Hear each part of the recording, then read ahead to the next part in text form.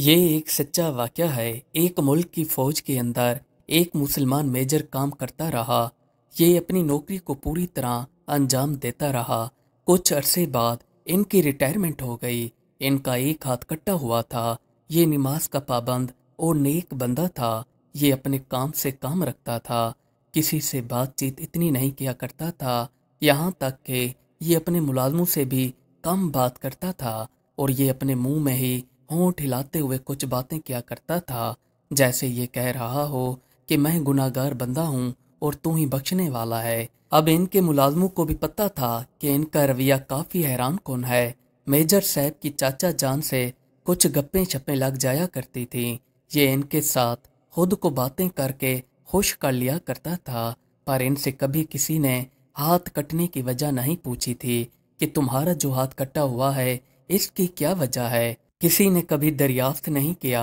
एक दिन चाचा जान ने मेजर साहब से हिम्मत करके पूछ लिया कि आपका ये बायां हाथ कैसे कटा? फौज के अंदर लड़ाई करते हुए कट गया था या आम जिंदगी के अंदर कोई हादसा पेश आया था और आप अपनी जिंदगी के अंदर दुखी ही रहते हैं? आखिर क्या वजह है? मेजर साहब ने चाचा जान को जवाब दिया कि ये एक दुखी और इबरतनाक कहानी है, आप सुनकर क्या करेंगे? मेजर साहब के ये अल्फाज कहते हुए चेहरे का रंग जर्द हो गया। चाचा जान ने जवाब दिया कि मेजर साहब, मुझे लगता है आपके हाथ कटने के पीछे ज़हनी नफ्सियाती अजियत हो, जिसको आप मुझे सुनाकर अपने दिल का बोझ हल्का कर सकते हैं।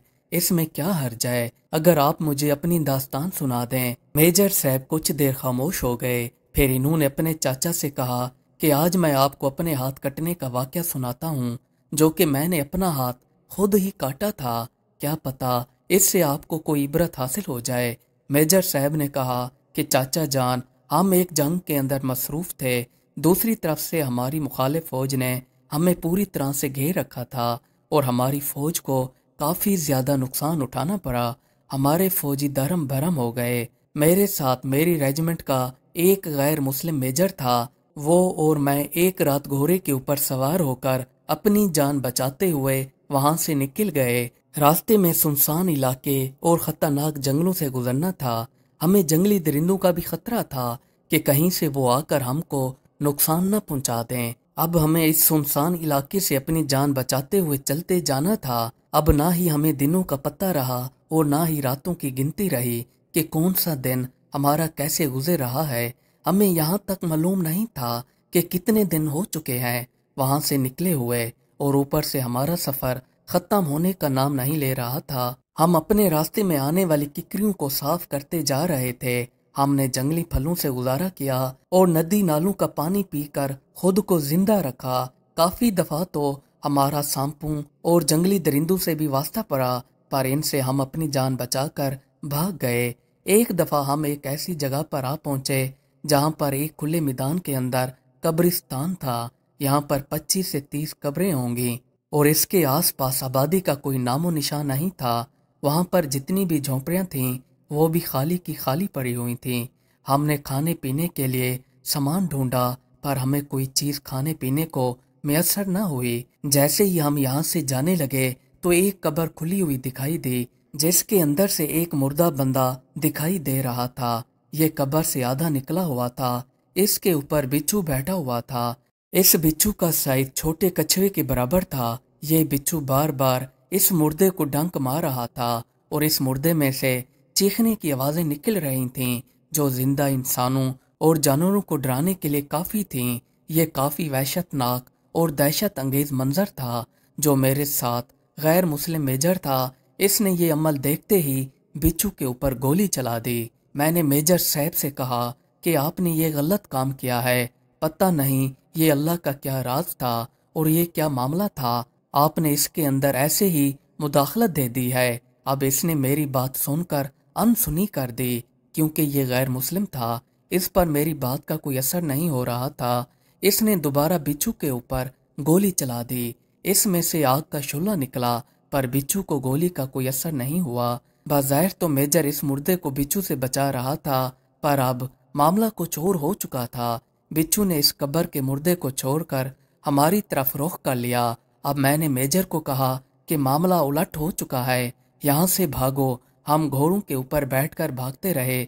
پیچھے مڑ کر دیکھا تو بچھو ہمارے پاس دوڑ کر آ رہا تھا۔ ہمیں سامنے ایک ندی نظر آئی جو کہ کافی گہری تھی۔ ہم اس ندی کے پاس آ گئے۔ بچھو ہمارے قریب آتا جا رہا تھا۔ اب ہم دونوں یہاں پر رک کر سوچنے لگے کہ ندی کو پار کریں یا ندی کے کنارے چلتے جائیں اور جا کر کوئی پل تلاش کریں جس کو بآسانی پار کر سکیں۔ ابھی ہم اسی سوچ میں تھے تو ہمارے پیچھے بچھو آ گیا۔ اب ہم بھی اس سے گھبرانے لگے، جبکہ ہم دونوں فوجی تھے۔ ہم پر بھی اس کی دہشت طاری ہو گئی اور ہمارے گھوڑے بھی اس بچھو کے ڈر سے ٹاپے مارنے لگے۔ بچھو کا رخ غیر مسلم میجر کی طرف تھا۔ میجر نے بچھو کے ڈر سے ندی کے اندر گھوڑا ڈال دیا اور خود بھی ندی کے اندر تیرنے لگا۔ بچھو نے بھی ندی کے اندر چھلانگ لگا دی اور یہ بھی ندی کے اندر چلا گیا۔ اب بچھو میجر کے قریب پہنچ گیا۔ اس نے جا کر اللہ بہتر جانتا ہے اس کو پاؤں کے اوپر کاٹا یا ہاتھوں پر یا کسی جسم کے اور حصے پر۔ یہ چلانے لگا اور کہنے لگا کہ مجھے بچا لو، میں ڈوب رہا ہوں، میں جل رہا ہوں۔ پھر میں نے بھی ندی کے اندر گھوڑے کے ساتھ چھلانگ لگا دی اور جا کر میجر صاحب کی طرف اپنا بایاں ہاتھ کیا تاکہ ان کو بچا سکوں۔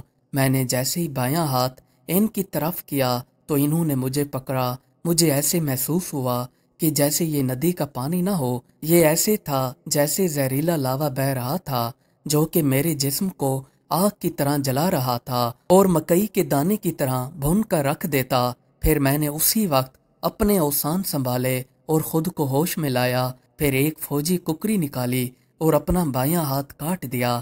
میں جلدی سے باہر نکلا اور گھوڑے کو کنارے پر لے آیا۔ میجر صاحب آوازیں دیتے دیتے گھوڑے سمیت پانی کے اندر ڈوب گئے۔ پانی کی سطح پر آگ کے بڑے بڑے آتشی بلبلے ابھر رہے تھے۔ جب میں کنارے کے ساتھ گیا تو وہاں پر پانی نارمل تھا۔ بچھو اپنا مقصد پورا کر کے چلا گیا۔ وہ مجھے کہیں پر بھی دکھائی نہیں دیا۔ وہ اکیلا ہی ایک غیبی لشکر کی طرح تھا۔ اس نے میری طرف رخ نہیں کیا۔ یہ جہاں سے آیا تھا اپنا کام پورا کرنے کے بعد لگ یہی رہا تھا کہ وہاں پر چلا گیا ہو۔ چاچا جان کو یہ حال سناتے ہوئے میجر صاحب کی آنکھوں سے آنسو بہنے لگے۔ پھر چاچا جان نے میجر صاحب سے پوچھا کہ اس کے بعد تمہارے ساتھ کیا ہوا؟ میجر صاحب نے کہا کہ میں نے ایک پٹی اپنے بالوں پر باندھی اور اپنی جان کو بچاتا ہوا ندی نالے اور درندوں سے بچتا ہوا ایک بیس کیمپ کے اندر پہنچ گیا۔ یہاں پر میں نے کمانڈر کو اپنی داستان سنائی اور اس کیمپ کے اندر کئی دنوں تک میرا علاج ہوتا رہا۔ مجھے اس کیمپ کے اندر آرام کرنے کا موقع مل گیا۔ کمانڈر نے ایک حکم نامہ جاری کیا کہ جب بھی آپ لوگ کسی جنگل، قبرستانوں یا مقامی بستیوں سے گزرتے ہیں تو وہاں پر کوئی دخل اندازی نہ کیا کریں، اس میں آپ کے لیے بہتری ہے۔ چاچا جان نے میجر صاحب سے پوچھا کہ کیمپ کے بعد آپ کہاں چلے گئے؟ میجر صاحب نے جواب دیا کہ میں اب ملازمت کے قابل نہیں رہا تھا، انہوں نے مجھے پنشن دے کر گھر بھیج دیا۔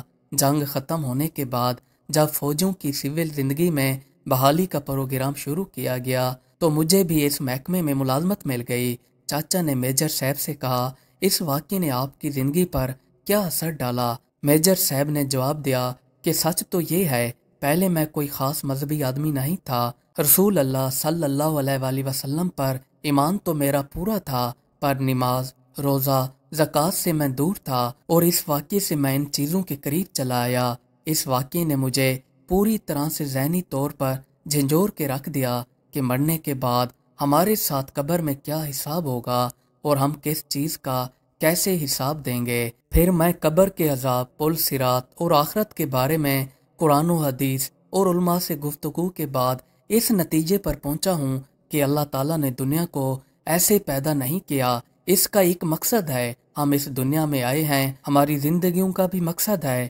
ہمیں اپنے اچھے اور برے اعمال کا بھی جواب دینا ہوگا۔ انسان کو اپنے اعمال کا حساب دینے کی تیاری کرنی چاہیے۔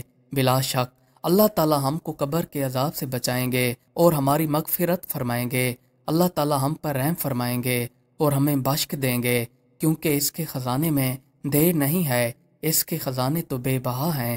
مزید اچھی ویڈیوز دیکھنے کے لیے ہمارے چینل کو سبسکرائب کر لیں۔ شکریہ۔